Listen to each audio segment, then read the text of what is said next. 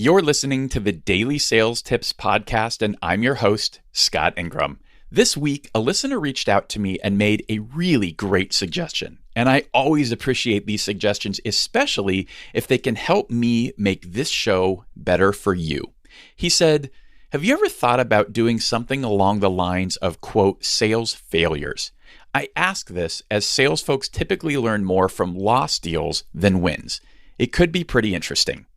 I totally agree. This could be pretty interesting, and I'd love to give it a shot. But of course, I'll need your help. In order to keep this up, I'll need some good stories from you.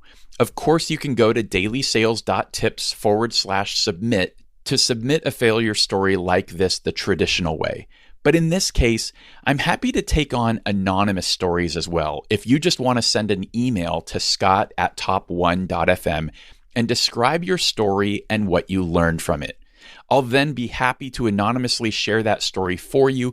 And if you like these and it works, it might even become a regular feature on Saturdays. Call it SalesFail Saturday. I'll start. For whatever reason, I'm struggling to come up with a specific example, probably because most of them were traumatic, and I know I've had to learn this lesson the hard way a few times, and that is to never be single-threaded in a deal. If you're only talking with one individual and something happens to that person, it can be game over. At best, you have to start your process all over again, and at worst, you're never able to get that prospective client to re-engage with you. I'm much better about this now, and thank goodness, because so far this year, I've had one or more key players either leave or get let go from at least 4 different client companies.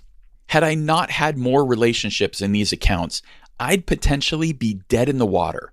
But again, having learned this lesson the hard way several times in the past, I'm always working to insulate myself and building relationships more broadly within these stakeholder groups. A little bonus tip here that has also served me incredibly well over time.